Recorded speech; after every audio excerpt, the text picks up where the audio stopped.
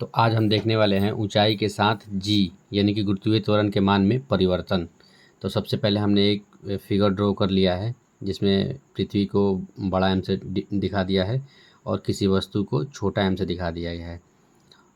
और पृथ्वी की त्रिज्या बड़ी आर है और अगर उसे हम एच ऊंचाई पर ले जाते हैं तो उसके लिए हमने एच मान लिया है। और चलिए हम देखते हैं फिर। माना कि पृथ्वी का द्रव्यमान m तथा त्रिज्या r है। पृथ्वी की सतह पर m द्रव्यमान की कोई वस्तु रखी गई है। तो पृथ्वी द्वारा m द्रव्यमान की वस्तु पर लगाया गया बल तो न्यूटन के दूसरे गति नियम से या फिर न्यूटन के सर्वात्रिक नियम से, ठीक है, गुरुत्वाकर्षण के नियम से, ठीक है। तो अगर हम बल लगाते हैं तो mg बल लगेगा। mg यानी कि F बराबर क्या होता है हमारे पास? F बराबर होता है ma यानी कि किसी वस्तु का मास और उसका एक्सेलरेशन यानी कि उसका त्वरण। तो वस्तु का तो मास m है लेकिन यहाँ पे त्वरण कौन सा काम कर रहा है? गुरुत्वीय त्वरण यानी कि g। तो F बराबर mg और F बराबर हमारे पास ये भी होता है कि g बराबर बड़ा m यानी एक पृथ्वी है और एक वस्तु है और बटे में दोनों के बीच की दूरी। तो F बराबर हमारे पास दो टर्म आ गए हैं, इसलिए दोनों टर्मों को बराबर कर दिया गया है। और उसके बाद यहाँ से क्या किया गया है कि m और m को काट दिया गया है तो g के मान हमारे पास आ गया है, इसे समीकरण 1 मान लिया गया है। अब हम क्या करते हैं कि माना कि पृथ्वी से वस्तु को h ऊंचाई पर ले जाने से तब उसके बीच की दूरी कितनी हो जाएगी? तो h ऊंचाई पर ले जाएंगे तो पहले पृथ्वी की त्रिज्या और जितनी ऊंचाई पर उसे ले जाएंगे उसे जोड़ देंगे तो उसका कुल दूरी निकल जाएगा। तब m द्रव्यमान की वस्तु पर पृथ्वी द्वारा आरोपित बल। तो दोबारा जब उसे हम ऊंचाई पर ले जाएंगे तो हमें क्या करना है कि उस टाइम हम बल को F1 मान लेंगे।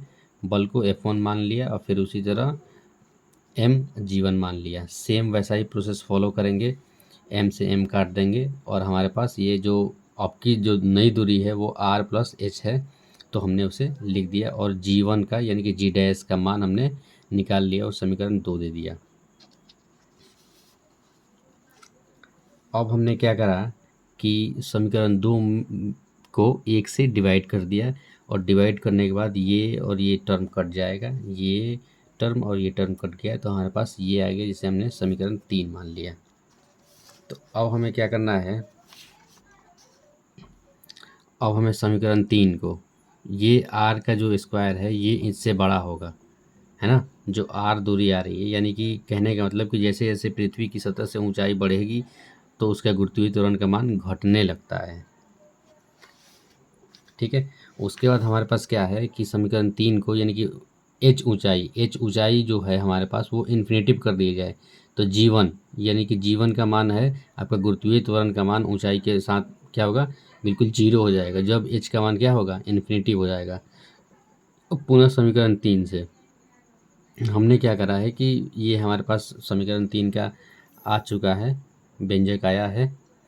हमने इसमें से इस वाले टर्म में से हमने आर स्क्वायर कॉमन ले लिया और इसे काट दिया तो हमारे पास g1 बटे में g का मान कितना आ जाएगा? 1 प्लस h बटे r का पावर है -2। -2 कैसे आएगा? क्योंकि जब हम किसी भी चीज़ को, जैसे हमारे पास x है, ठीक है, -x लिखा हुआ है तो इसे हम 1/x लिख सकते हैं या 1/x लिखा हुआ है तो इसे हम x का पावर यानी -1 यानी कि x इन्वर्स पढ़ते हैं, इसको इन्वर्स पढ़ते हैं, ठीक है। तो सेम इसी तरह हमने यहाँ भी कर दिया है, ठीक है। हमारे पास ये r कटने के बाद हमारे पास 1 प्लस h बटे r का होल स्क्वायर बच रहा था तो हमने इस टर्म को सीधे यहाँ ऊपर भेज दिया है तो -2 आ जाएगा।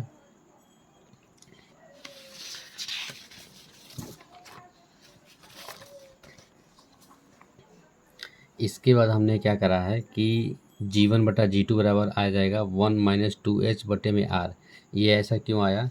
क्योंकि द्विपद प्रमेय में ये होता है कि 1 प्लस h बटे r का होल स्क्वायर है यानी कि -2 है पावर, तो द्विपद प्रमेय के ना पावर का गुना कर देते हैं इसके साथ तो 1 माइनस 2h हो जाएगा बटे में r हो जाएगा। इस वजह से ये इतना आ गया है। और उसके बाद हमने क्या किया है कि क्रॉस मल्टीप्लाई कर दिया, जी का गुना इसके साथ कर दिया, फिर जी का गुना इसके साथ कर दिया, और ये जो मान आया है हमारा जी माइनस जी वन यही कमी है। और कमी बराबर कितनी आ गई हमारे 2GH/r, यानी कि ये कमी है, हमने कमी भी निकाल लिया है।